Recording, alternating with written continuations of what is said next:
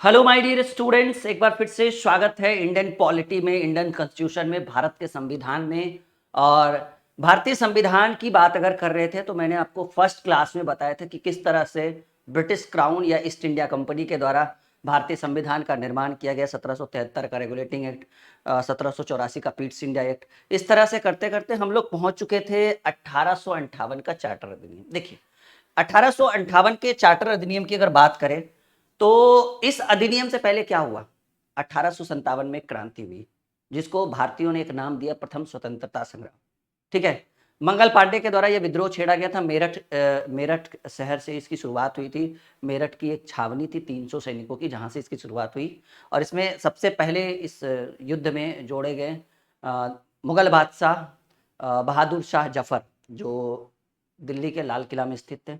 और ये युद्ध हर एक क्षेत्र में, मतलब भारत के हर एक कोने कोने से, मेरठ से तो शुरू ही हुआ था, दिल्ली, कानपुर, झांसी, इलाहाबाद, लखनऊ, बक्सर, ठीक है, आरा, बहुत सारे एरिया को ये कवर करते हुए पूरे हिंदुस्तान में ये युद्ध फैल गया। हालांकि हुआ यही कि भारतीयों को सफलता हाथ नहीं लगी, भारत गुलाम ही रहा।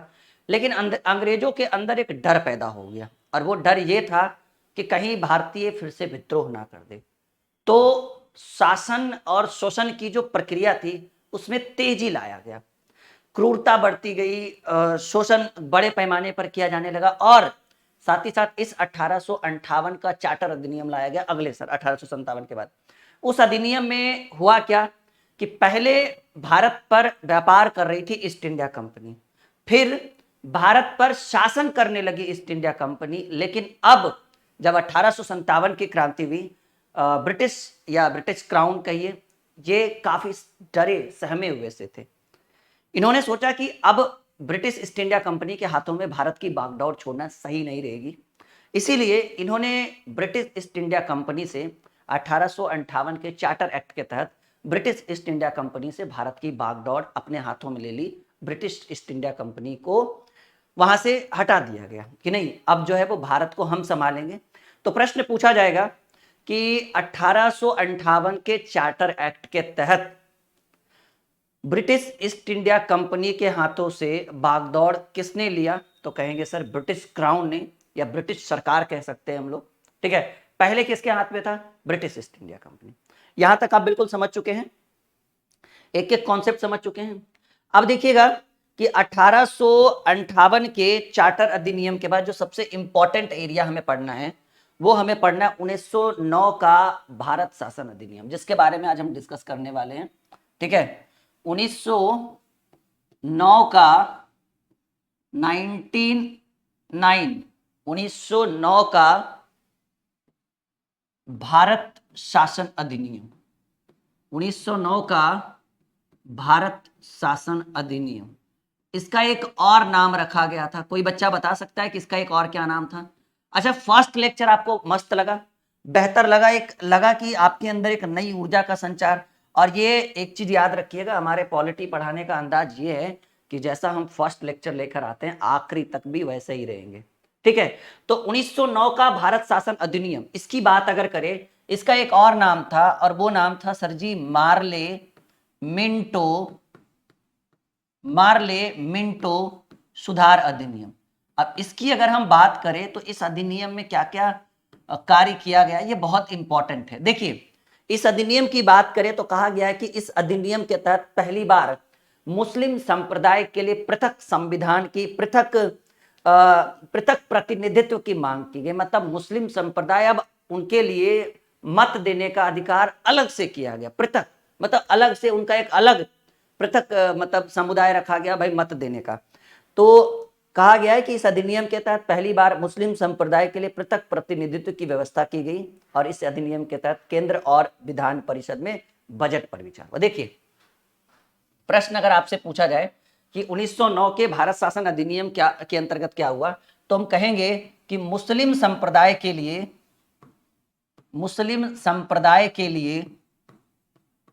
ठीक है, मुस्लिम संप्रदाय के लिए पृथक पृथक मतलब अलग से होता है जी, पृथक प्रतिनिधित्व की मांग की गई। ठीक है, मतलब इनके मत देने का जो अधिकार था वो अलग से रखा गया, एक अलग मांग किया गया। दूसरा, केंद्र में बजट पर चर्चा हुआ जी, विधानसभा और केंद्र में बजट पर चर्चा किया गया। ये दो पॉइंट आपके लिए बहुत इंपॉर्टेंट है। प्रश्न पूछा जाएगा कि 1909 का जो भारत शासन अधिनियम है वो उसका एक अन्य नाम बताइए, तो कहेंगे सर 1909 का। देखिए पूरे पॉलिटी को एकदम बेसिक से हम लेकर आ रहे हैं। हमने 1757 से शुरू किया और 1909 तक हम पहुंच चुके हैं। 1909 का मार्ले मिंटो सुधार अधिनियम। इसमें दो बातें बहुत जरूरी है। पहला बात यह है कि मुस्लिम संप्रदाय के लिए पृथक प्रतिनिधित्व की मांग की गई थी। अगर आपसे पूछा जाए कि मुस्लिम संप्रदाय के लिए पृथक प्रतिनिधित्व की मांग कब की गई थी, तो हम कहेंगे सर ये व्यवस्था जो है 1909 के भारत शासन अधिनियम के तहत लाया गया। और भारत शासन अधिनियम को मार्ले मिंटो सुधार अधिनियम कहा जाता है, ठीक है, क्योंकि उस समय वाइसराय जो थे वो मिंटो थे। ओके, और इस पर बजट पर चर्चा किया गया था। और बजट पर जो चर्चा है वो विधान परिषद और केंद्र में हुआ था, ठीक है। कहां कहां चर्चा हुआ था जी? विधान परिषद और केंद्र में बजट पर चर्चा हुआ था। पूरे केंद्र में बजट पर चर्चा हुआ था। तो ये था 1909 का भारत शासन अधिनियम। फिर हम एक पढ़ेंगे 1919 का मॉन्टेग्यू चेम्सफोर्ड अधिनियम, ठीक है। 1919 का मॉन्टेग्यू चेम्सफोर्ड अधिनियम, और इस अधिनियम के तहत द्विसदनात्मक पद्धति की व्यवस्था की गई, ठीक है। पहले हम इसके बारे में भी देख लेते हैं। 1909 हो गया। अब हम पढ़ेंगे 1919 का मॉन्टेग्यू चेम्सफोर्ड अधिनियम, ठीक है। इस समय वाइसराय कौन थे जी? चेम्सफोर्ड, ठीक है। 1919 का मॉन्टेग्यू चेम्सफोर्ड अधिनियम, मॉन्टेग्यू चेम्सफोर्ड अधिनियम। अब इसके बारे में देखते हैं। तो इस अधिनियम के तहत पूरे केंद्र में दो तरह की द्विसदनात्मक, लिखिएगा कि इस अधिनियम के तहत केंद्र में द्विसदनात्मक पद्धति की व्यवस्था की गई। देखिए ये जो मॉन्टेग्यू चेम्सफोर्ड अधिनियम था, इसके तहत द्विसदनात्मक पद्धति की व्यवस्था, ठीक है। केंद्र में किस तरह की पद्धति की व्यवस्था की गई? तो द्विसदनात्मक पद्धति की व्यवस्था की गई। प्रश्न पूछा जाएगा कि 1919 का मॉन्टेग्यू चेम्सफोर्ड अधिनियम था, इसके अंतर्गत क्या किया गया? तो 1919 के मॉन्टेग्यू चेम्सफोर्ड अधिनियम के तहत द्विसदनात्मक पद्धति की व्यवस्था की गई। पहला था राज्य परिषद, ये जो पहला पद्धति राज्य परिषद। दूसरा केंद्रीय विधानसभा, लिखिएगा कॉपी में। पहला राज्य परिषद और दूसरा केंद्रीय विधानसभा। हाँ बिल्कुल सही है, केंद्रीय विधानसभा। ये अभी इंटरेस्टिंग टॉपिक तो आया ही नहीं है पॉलिटी में, जो हमारा मेन एरिया है जिसको हम एकदम बेहतर से समझा सकते हैं।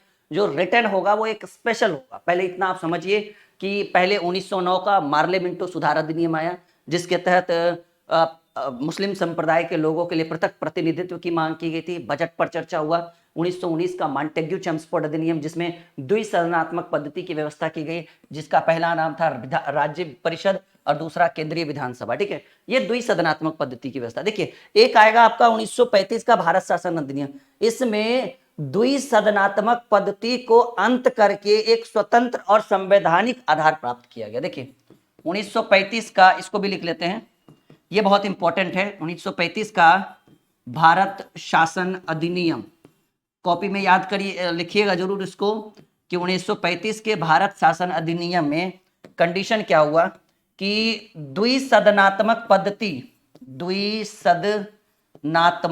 पद्धति को क्या किया गया? सॉरी यहां पे गलत लिखा हुआ है, आप लोग सही कर लीजिएगा।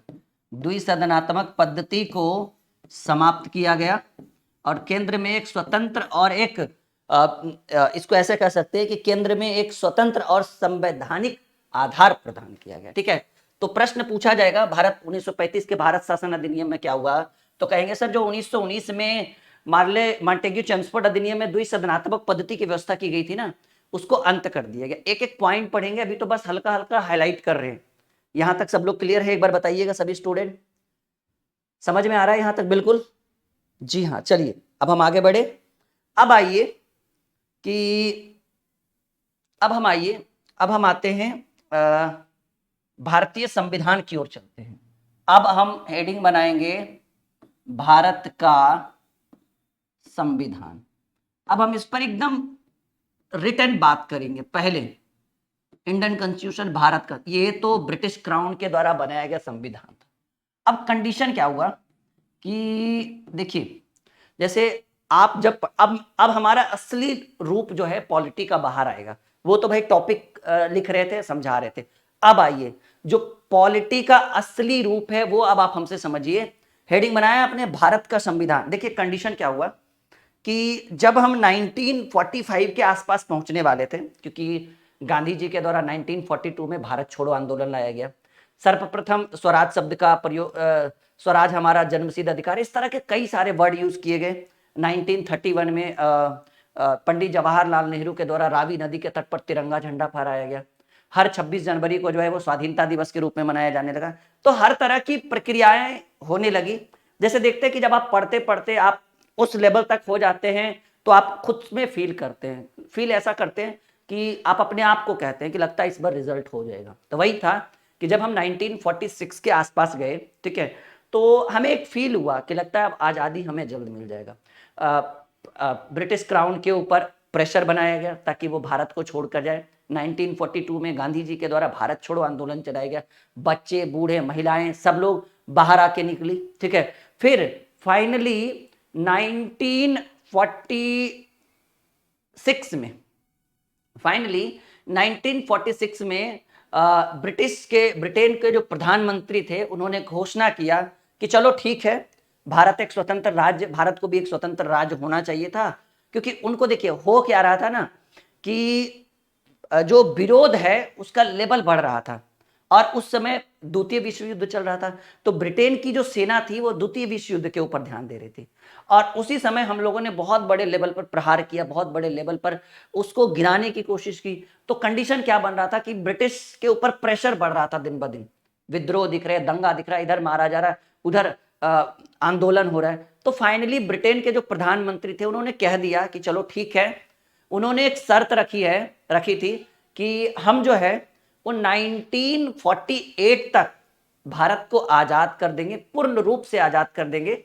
और आप जो है समझिए इस चीज को, हम 1948 तक भारत को पूर्ण रूप से आजाद कर देंगे और आप जो है वो भारत पर शासन कर सकते हैं, मतलब हम भारत को स्वतंत्र कर देंगे। अब कंडीशन क्या हुआ, जब 1946 में भारत को आजादी मिलने वाली थी तो अब लफड़ा हो गया पाकिस्तान वाला। पाकिस्तान के एक व्यक्ति थे मोहम्मद अली जिन्ना, नाम तो सुना ही होगा, काफी बड़े फेमस आदमी हैं मोहम्मद अली जिन्ना। इन्होंने और पूरे पाकिस्तान जो हम मुस्लिम संप्रदाय के लोग थे, मुस्लिम लीग जिसको हम कह सकते हैं, उन्होंने विद्रोह कर दिया। विद्रोह ये कर दिया कि भाई जैसे ही हिंदुस्तान आजाद होगा हमें एक नहीं दो राष्ट्र चाहिए, एक हिंदुस्तान और एक पाकिस्तान। पाकिस्तान शब्द के जन्मदाता थे चौधरी रहमत अली। उन्होंने 1940 ईस्वी में कह दिया था कि जब भी पाकिस्तान वर्ड का यूज किया था कि एक पाकिस्तान होना चाहिए, पाकिस्तान होगा। तो 1940 में ही तय हो गया था कि भाई हमें एक नया हिंदुस्तान चाहिए, आप अलग बनाइए हम अलग बनाएंगे। तो जब भारतीयों को लगा कि अब हम आजाद होने वाले हैं तो मोहम्मद अली जिन्ना के द्वारा और मुस्लिम लीग के द्वारा विरोध किया गया कि नहीं, हम जो है हमें अलग एक संविधान चाहिए, हमें अलग एक राष्ट्र चाहिए जिसका नाम पड़ा हिंद, जिसको हम पाकिस्तान के नाम से जानेंगे। अब देखिए कंडीशन क्या हुआ कि भारत पे जब ब्रिटिश को लगा कि चलो अब हम इनको आजाद ही कर रहे हैं, तो ब्रिटिश क्राउन के द्वारा एक मिशन आया था, ठीक है, कैबिनेट मिशन, क्रिप्स मिशन 1942 में, कैबिनेट मिशन 1946 में।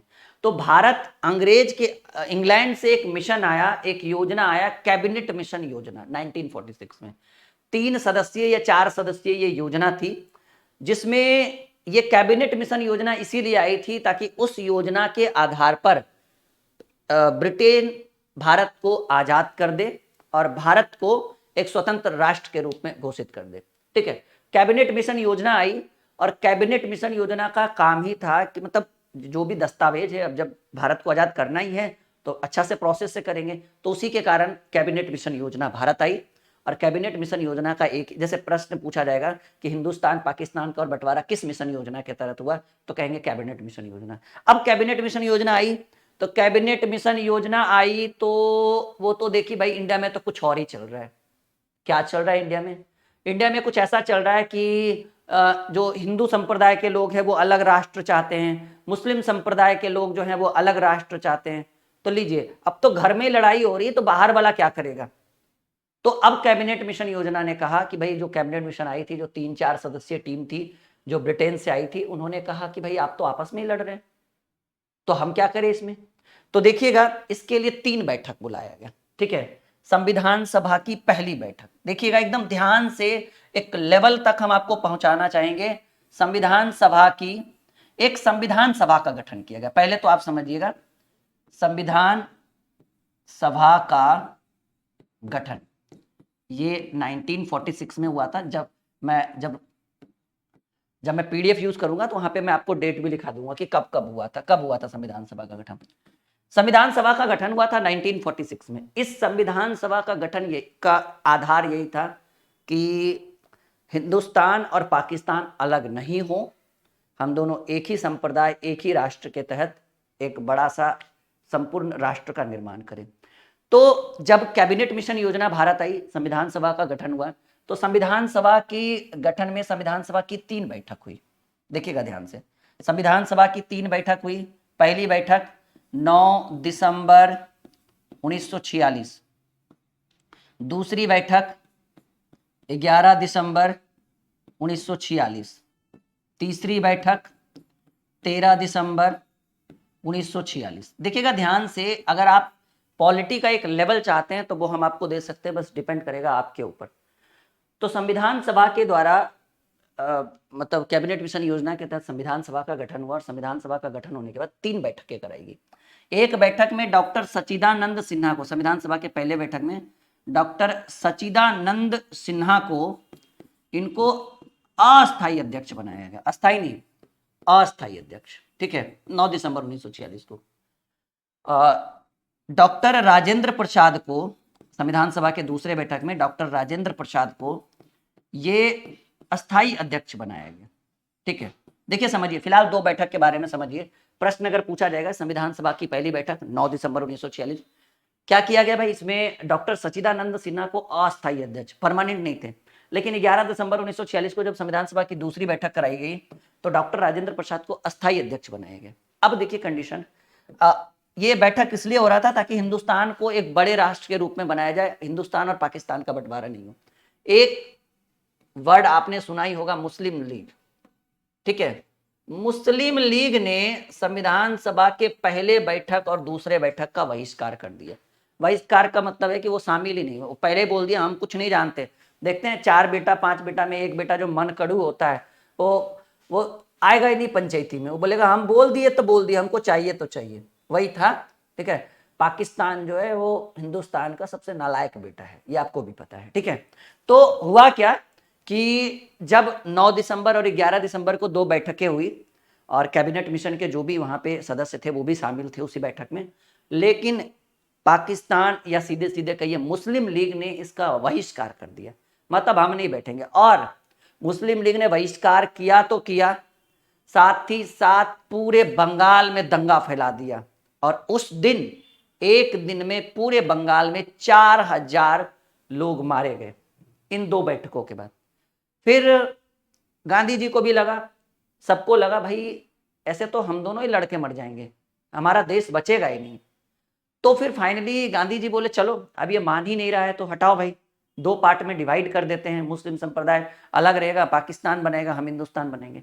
अब देखिएगा कि जो संविधान सभा की ये जो कैबिनेट मिशन योजना के अंतर्गत जो 3-4 व्यक्ति जो ब्रिटेन से आए थे, उन्होंने क्या किया कि उन्होंने अच्छा ये 13 दिसंबर में ये ठीक है, ये पंडित जवाहरलाल नेहरू के द्वारा उद्देश्य प्रस्ताव को पारित किया गया था। पूछा जाएगा कि तीसरे बैठक में क्या हुआ, तो भाई उद्देश्य प्रस्ताव को पारित किया गया। देखिए ये 3 बैठकें हुई और 3 बैठकों में मुस्लिम लीग ने भाग नहीं लिया, वो क्लियर कह चुके हैं। मुस्लिम लीग, देशी रियासतों ने, बहुत सारे लोगों ने भाग नहीं लिया। वो चाहते थे कि अलग संविधान हो, एक पृथक संविधान हो, पाकिस्तान अलग हो, हिंदुस्तान अलग हो। तो गांधी जी ने कहा चलो भाई ऐसे में तो हम लोग अपने ही लड़ के मर जाएंगे, इससे अच्छा है कि तुम अपना अलग संविधान बना लो, हम अपना अलग संविधान बना लेंगे। फिर उस दिन फैसला हुआ कि चलो अब करेंगे, अलग अलग बनेगा। तो ऐसे कंडीशन में हुआ क्या कि मैं अब आपको थोड़ा सा, मेरा मैप बिल्कुल खराब है तो आप बिल्कुल भी परेशान ना होंगे।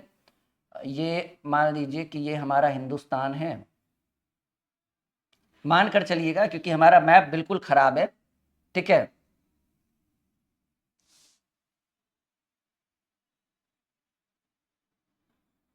ठीक है, मान लीजिए ये सही नहीं है, आई कैन अंडरस्टैंड कि ये बिल्कुल गलत है, ऐसा होता नहीं है मैप। मेरा जो ड्राइंग है ना वो बिल्कुल खराब है। अब देखिए समझिएगा इस चीज को, मैं यहाँ पे बस कुछ समझाने के लिए इस मैप को मैंने नॉर्मली ऐसे ही बनाया है, गलती शलती जो भी हो। मान लीजिए ये हमारा हिंदुस्तान है, ये हमारा इंडिया है, भारत है। देखिएगा कि भाई मुस्लिम लीग ने, नहीं सॉरी, ये हमारा कौन सा है था जी, कैबिनेट मिशन ने क्या कर दिया, जब मान ही नहीं रहे थे हिंदुस्तान पाकिस्तान, ठीक है, तो कैबिनेट मिशन ने क्या कर दिया, देखिए मुस्लिम संप्रदाय का क्या मांग था, मुस्लिम संप्रदाय का मांग था या मुस्लिम लीग का मांग था कि जो मुस्लिम एरिया है वो पाकिस्तान में आ जाए और जो हिंदू एरिया है वो हिंदुस्तान में रहे, तो हमारा अलग अलग हो जाएगा। याद रखिएगा ये मैप बिल्कुल खराब है, गलत है, इसमें कोई डाउट नहीं है। तो मुस्लिम संप्रदाय का ये वाला एरिया मुस्लिम संप्रदाय का था और ये वाला एरिया भी मुस्लिम संप्रदाय का है। मैप को जब निकाल कर देखिएगा ना, यहां पर अभी बांग्लादेश है, ठीक है, आप देखकर निकाल कर देख लीजिएगा, यहां पर बांग्लादेश है और यहां पर पाकिस्तान है, ठीक है। तो कैबिनेट मिशन ने बोला कि चलो भाई जब तुम लोग मान ही नहीं रहे हो तो ऐसा करते हैं ना, पूरे हिंदुस्तान को 3 भागों में बांट देते हैं। ये हमारा हिंदुस्तान हो जाएगा, ये हमारा पाकिस्तान हो जाएगा और इसका एक अलग राष्ट्र बना देते हैं। लेकिन पाकिस्तान का ये पूर्वी एरिया है, तो पाकिस्तान चाह रहा था कि इस पर भी हमारा अधिकार हो, इस पर भी हमारा अधिकार हो और बाकी जो हिंदुस्तान है वो हिंदुस्तान में जाए। और यहीं पर एक एरिया है हमारा कश्मीर, ये कश्मीर हो गया भाई, ठीक है। तो पाकिस्तान चाहते थे कि मुस्लिम संप्रदाय के जो एरियाज हो वो पाकिस्तान में जाए, तो मुस्लिम संप्रदाय का जो रेड कलर का जो घेरा मैंने बनाया है वो मुस्लिम संप्रदाय का एरिया था।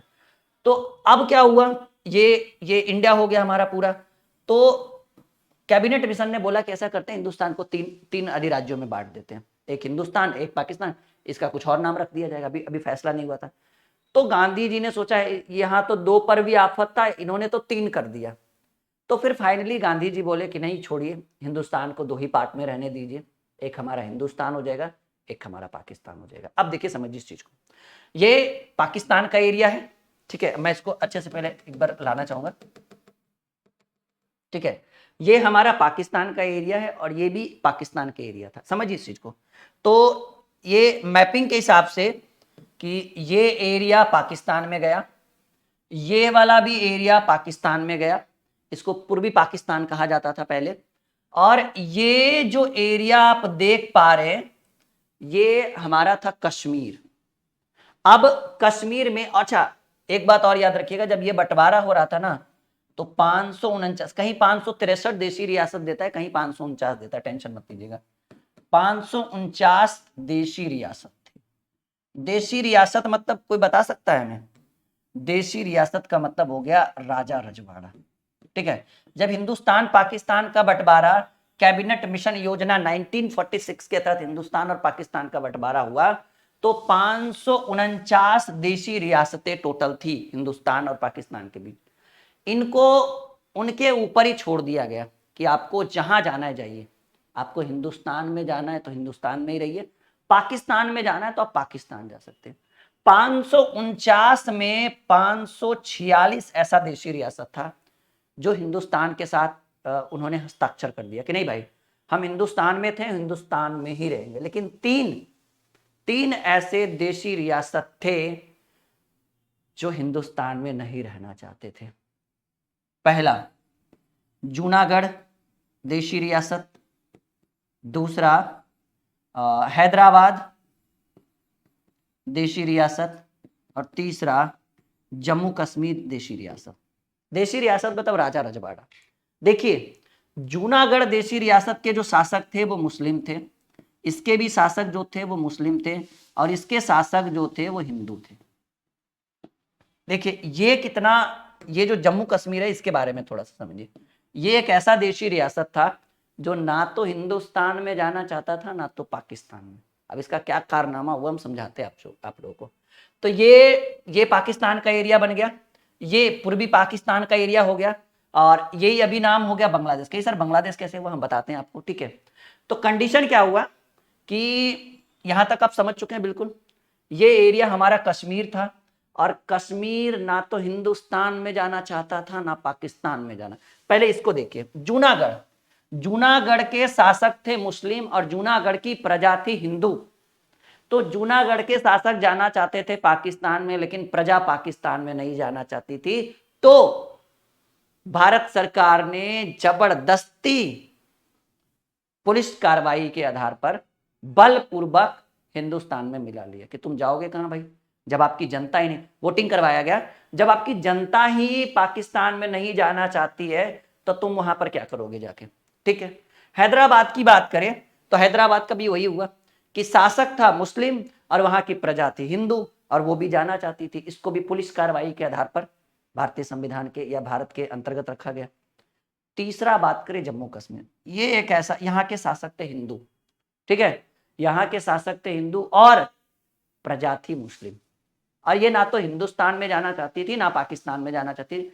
हुआ क्या कि ये जो इधर जब पुलिस कार्रवाई करके, जब चढ़ाई करके भारत ने उन दो राज्यों को मिला लिया, उन दो क्षेत्रों को, देसी रियासतों को, तो पाकिस्तान ने क्या कर दिया, जम्मू कश्मीर पर हमला कर दिया। ठीक है, और जैसे ही जम्मू कश्मीर पर हमला किया, वहां के जो राजा थे उन्होंने भारत के विलय पत्र पर हस्ताक्षर कर दिया कि हम हिंदुस्तान के साथ हैं, हमें पाकिस्तान के साथ जाने की कोई आवश्यकता नहीं। तभी पुलिस कार्रवाई की गई और भारत जम्मू कश्मीर के 70% एरिया पर भारत का अधिकार हो पाया, और हमला पहले से तेज था। 30% एरिया पर पाकिस्तान का अधिकार है, और वही 30% एरिया को हम कहते हैं POK, पाक ऑर्गेनाइज्ड कश्मीर, पाक अधिकृत कश्मीर। क्यों? क्योंकि उसने पहले हमला कर दिया था और 30% एरिया को वो कब्जा कर चुका था। हमने 70% एरिया को बचाया। तो पाक जम्मू कश्मीर का 70% एरिया हिंदुस्तान में, 30% एरिया पाकिस्तान में, और वही 30% एरिया को हम POK कहते हैं, जो बार बार अमित शाह कहते रहते हैं कि अब इस बार पाकिस्तान से POK छीन लेंगे, POK छीन लेंगे। छीन के तो दिखाएं जरा, हमें भी मजा आएगा। नहीं तो हुआ क्या कि 70% एरिया, अब ये 70% एरिया हिंदुस्तान में और ये 30% एरिया पाकिस्तान में, और वो 30% एरिया POK, पाक अधिकृत कश्मीर उसको कहा जाता है। अच्छा, इसकी बात करें, ये पूर्वी पाकिस्तान था, ये पाकिस्तान के अधीन था, लेकिन 1971 में इसको आजाद कराया गया और एक नए राष्ट्र की स्थापना की गई, बांग्लादेश। नाम सुने हैं ना, वो पाकिस्तान का ही अंग है जी, बांग्लादेश। ठीक है, तो बांग्लादेश क्या हुआ कि जब बांग्लादेश को आज़ादी चाहिए था तो भारत ने बहुत बहुत मदद किया बांग्लादेश को। यानी पाकिस्तान से बांग्लादेश को आज़ाद कराने में सबसे बड़ी भूमिका जो थी वो किसकी थी? भारत की सबसे बड़ी भूमिका थी, जिसने भारत पाकिस्तान से बांग्लादेश को आज़ाद कराया। तो कितनी कितनी देशी रियासतें थी? 546। 546 में नहीं, सॉरी, 549, कहीं 563 भी देता है, ध्यान से देखिएगा बाई ऑप्शन जो आप करें। उसमें से 3 देशी रियासत जो नहीं आना चाहते थे, बाकी सब किसके ओर है? हिंदुस्तान की ओर है। ठीक है, तो अब कंडीशन क्या बना कि भारतीयों को तो पहले ही लग गया कि चलो भाई, हम हमारा हिंदुस्तान एक अलग राष्ट्र बनने वाला है। तो वही संविधान सभा की 3 बैठकें, 9 दिसंबर 1946, 11 दिसंबर 1946, 13 दिसंबर 1946, फाइनली बैठकों के बाद संविधान सभा का गठन हुआ, सॉरी, भारतीय संविधान का मतलब भारत को एक अलग राष्ट्र घोषित किया गया। जस्ट अ सेकेंड रुकिएगा थोड़ा।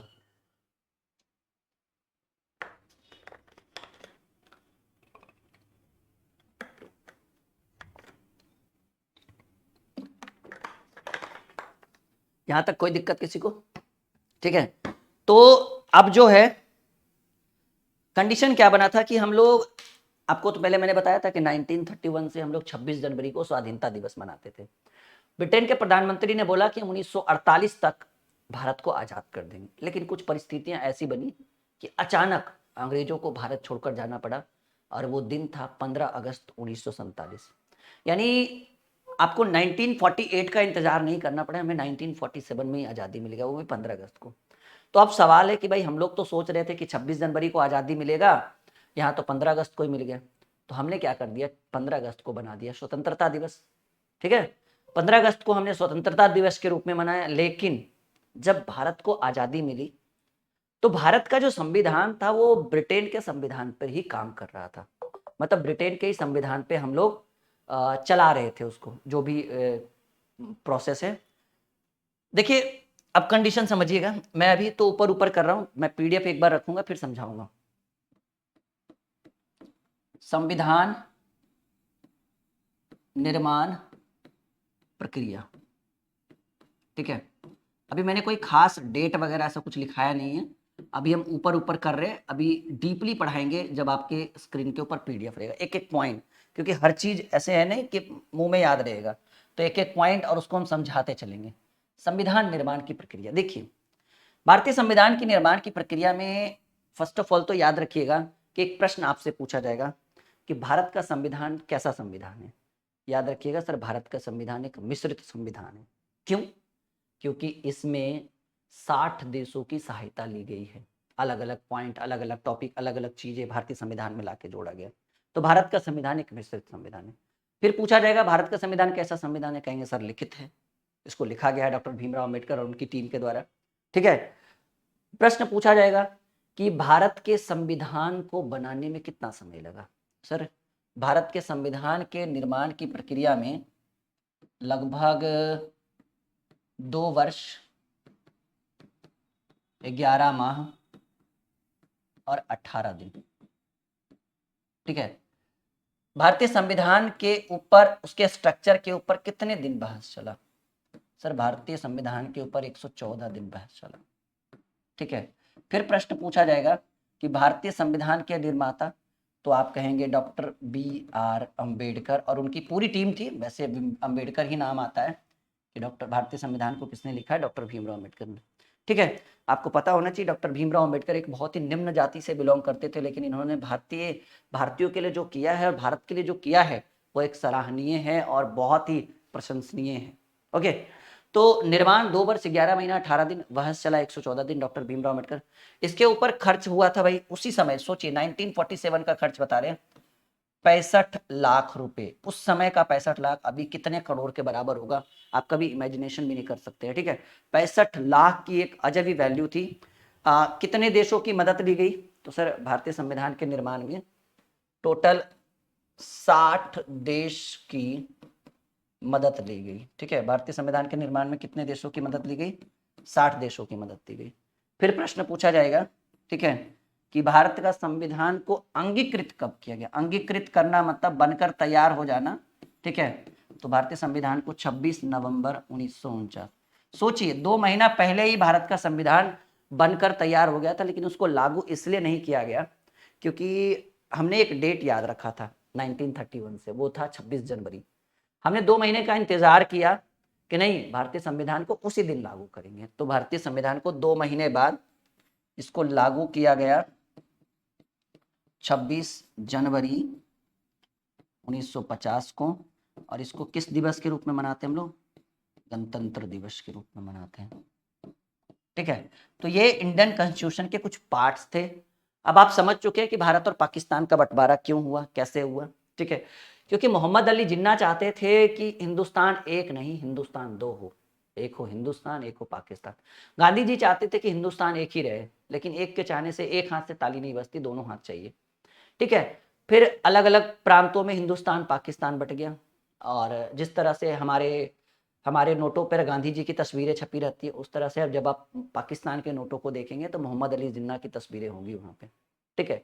तो हर तरह की चीजें हैं जो भारत और पाकिस्तान को अलग अलग चीजों में बांटता है।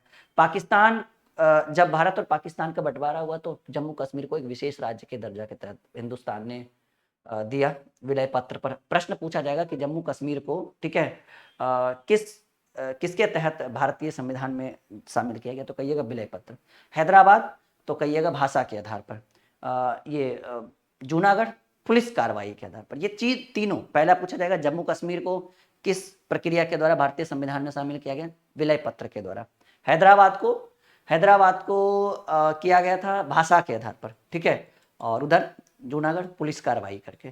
तो ये सब चीजें थी जो इंडियन कॉन्स्टिट्यूशन को बनाने में, भारतीय संविधान के निर्माण में बहुत 60 देशों की मदद दी गई। नीति निर्देशक सिद्धांत आयरलैंड से, संसदीय शासन संघीय कनाडा, संसदीय ब्रिटेन, मौलिक कर्तव्य रूस, मौलिक अधिकार USA, ठीक है, संवर्ती सूची ऑस्ट्रेलिया। तो इन सब चीजों का बहुत महत्व है, हम एक एक पॉइंट पढ़ेंगे, एक एक चीज पढ़ेंगे। और एक बड़े लेवल तक इंडियन पॉलिटी को हम लेकर चलेंगे। बस आप उस लेवल तक समझ पाते हैं, उस लेवल तक कवर कर पाते हैं, ये हमारे लिए काफ़ी बढ़िया होगा।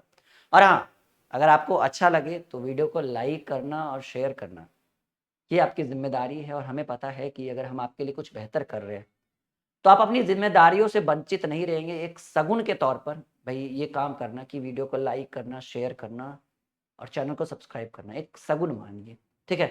और हर शुभ काम करने से पहले कुछ मीठा हो जाए, और मीठा यही है कि भाई वीडियो को आप शेयर करें, सब्सक्राइब करें, लाइक करें। और अगला जो हमारा इंडियन कॉन्स्टिट्यूशन, भारत के संविधान की बात करेंगे, वो होगा पूरा पीडीएफ के ऊपर, उसको समझाएंगे। क्योंकि अभी तो मैंने मौखिक की बातचीत की है ना, हो सकता है बहुत छोटे छोटे ऐसे पॉइंट्स हैं जो छूटे हुए हैं, तो वो उस क्लास में कवर हो जाएगा, वहां से कुछ नहीं छूटेगा, ठीक है। ये वीडियो आपके लिए खास होगा, लाइक और शेयर जरूर करिएगा। मिलते हैं अगले वीडियो में, संविधान की तीसरी वीडियो, इंडियन पॉलिटी की तीसरी वीडियो, जो आपके लिए बहुत इंपॉर्टेंट होगी। Okay, bye bye, take care.